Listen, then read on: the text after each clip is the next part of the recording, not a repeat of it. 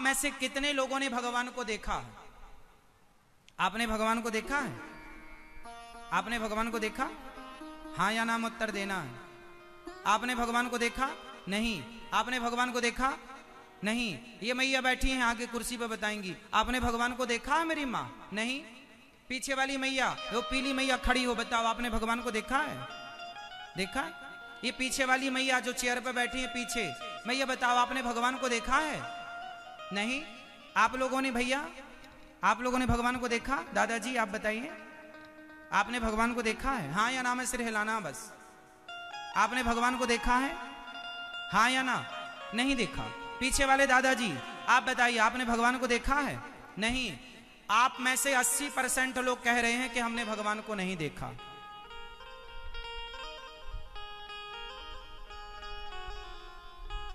अच्छा ये बताओ, जो लोग कह रहे हैं कि हमने भगवान को नहीं देखा, मैं उनसे सवाल पूछ रहा हूं, बताओ आप मंदिर कभी गए हैं कि नहीं गए हैं? तो बताओ फिर मंदिर किसे देखने गए थे? किसे देखने गए थे? भगवान को। अभी तो आप कह रहे हैं हमने भगवान को नहीं देखा।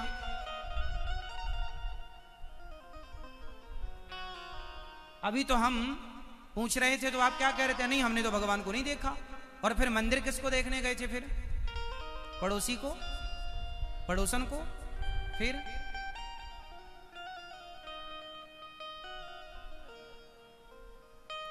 मंदिर गए थे, भगवान को देखा था, पर कोई पूछेगा कि भगवान को देखा? नहीं हमने तो नहीं देखा।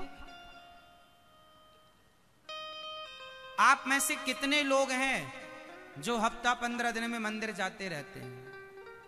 कुछ लोग तो रोज जाने वाले होंगे, कुछ हफ्ता 15 दिन में, महीने में तो जाते ही होंगे। जाते हो ना? तो किसे देखने गए थे ये तो कंफर्म कराओ।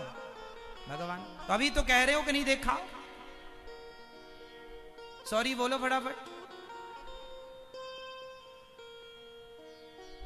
इसका अर्थ ये हुआ कि आप कहेंगे महाराज जी वो तो पत्थर की मूर्ति है, वो थोड़ी भगवान है। आपने पूछा कि क्या भगवान को देखा है, तो वो तो मूर्ति है, हमने तो मूर्ति देखी ना।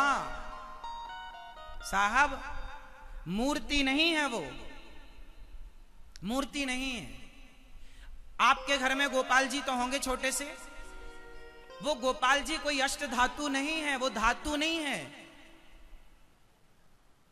वो भगवान है। गंगा पानी नहीं है, गंगा हमारी मां है। गाय पशु नहीं है, गाय हमारी मां है। पीपल पेड़, तुलसी पौधा वृक्ष पेड़ नहीं है, वो हमारी आस्था में हमारी तुलसी माता है। एकादशी जब आती है बड़ी तो तुलसी विवाह भगवान के साथ होता है। तो अब आप कहेंगे महाराज जी पत्थर को आप कह रहे हैं, चलो मैं एक छोटा सा एग्जांपल आपको दूं, फिर मैं आपसे बात करूंगा। ये बताओ मां और बेटे के बीच में जो प्रेम होता है, बताओ मां और बेटे के बीच में प्रेम होता है या नहीं? कौन कौन सहमत हैं? सहमत हैं?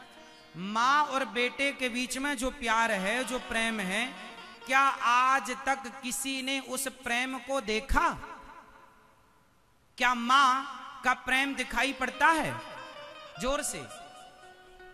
अरे मां बच्चे को 2 थप्पड़ मारती है कस के, कहां चला गया था? मां बेटे से प्रेम करती है। अब कोई बेटा कहे मां तू मेरे से प्रेम करती है, इसका सबूत क्या है? प्रेम दिखा? आप बताओ, कल आपका बेटा आपसे पूछे कि मां तुम मेरे से प्रेम करती हो, तो बताओ प्रेम करती हो तो वो प्रेम कहां है? दिखाओ मुझे वो प्रेम जो करती हो। बताओ मेरी मां, क्या कोई भी स्त्री या कोई भी पुरुष प्रेम करने वाला, क्या आप अपने प्रेम को दिखा सकते हैं? क्या प्रेम दिखाने का विषय है? क्या दिखा सकते हैं इसे? बताओ, क्या प्रेम को दिखाया जा सकता है? हाँ या ना?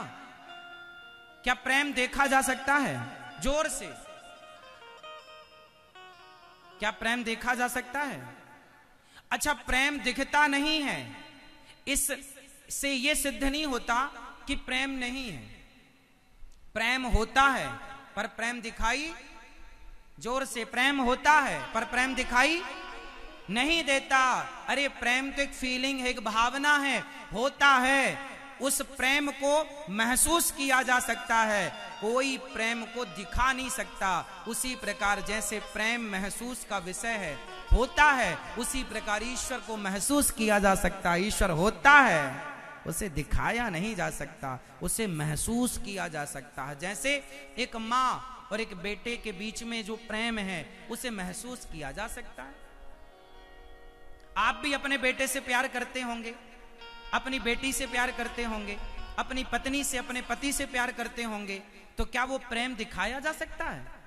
आपकी पत्नी कई बार कहती है, सुनो जी आप हमसे प्यार नहीं करते, तो पति क्या बोलता है, कैसे बताएं तुम्हें कि हम तुमसे कितना प्यार करते हैं। पत्नी से पति ने कहा तुम हमसे प्यार नहीं करती हो, तो पत्नी ने क्या बोला, हम तुमसे कितना प्यार करते हैं, हम कैसे बताएं। मतलब प्रेम को बताया ही नहीं जा सकता, कोई शब्द नहीं है जिस शब्द को कह के प्रेम की बात कही जा सके।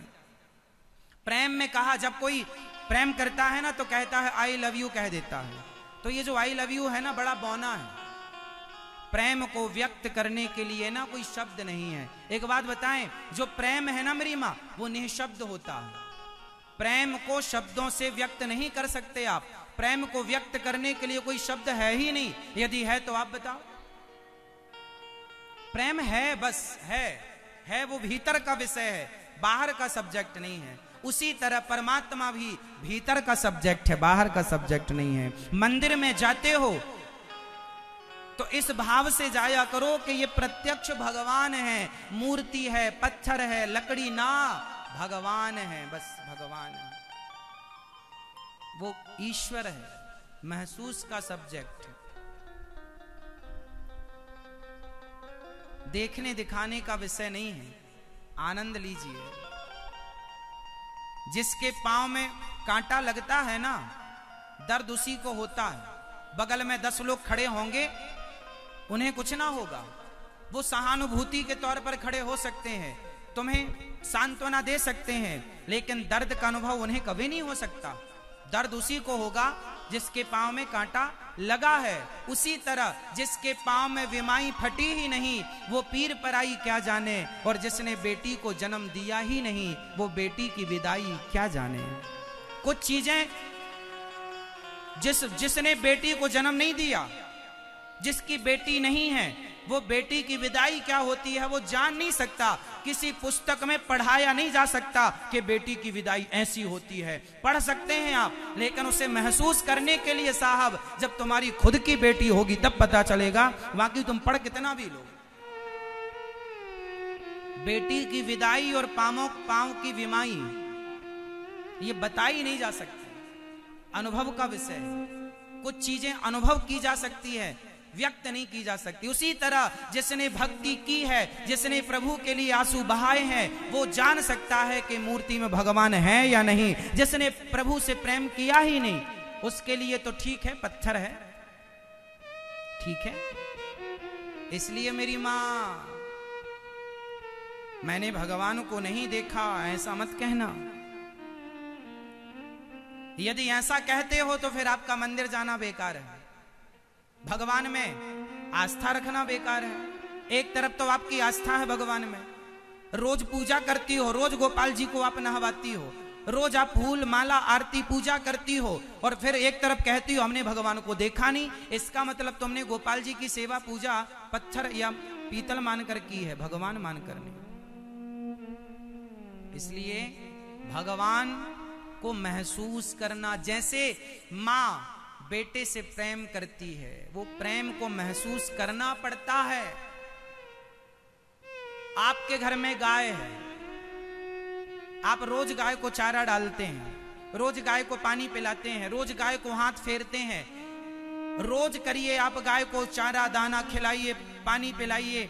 एक दिन ऐसा होगा कि आप गाय के पास जाएंगे ना तो गाय आपको चाटने लग जाएगी। वो गाय है ना, उसके पास शब्द नहीं है, बस वो अपनी जीभ निकालेगी और आपको चाटेगी। आप समझ नहीं पाते, गाय का वो आपको चाटना, वो गाय का आपके लिए प्रेम है। गाय का आपसे प्रेम करने का ये तरीका है। गाय है ना, शब्द तो नहीं बोल सकती ना कि मैं तुमसे प्रेम करती हूं। गाय है, चाट सकती है तुम्हें, तो उसका प्रेम व्यक्त करने का ये अलग हिसाब किताब है। मां जब प्रेम करती है ना बेटे से, तो गले से चिपका लेती है अपने लाल को, अपने बेटे को। जब प्रेम उमड़ता है ना, तो व्यक्ति गले लगना चाहता है, गले लगाना चाहता है, हाँ या ना।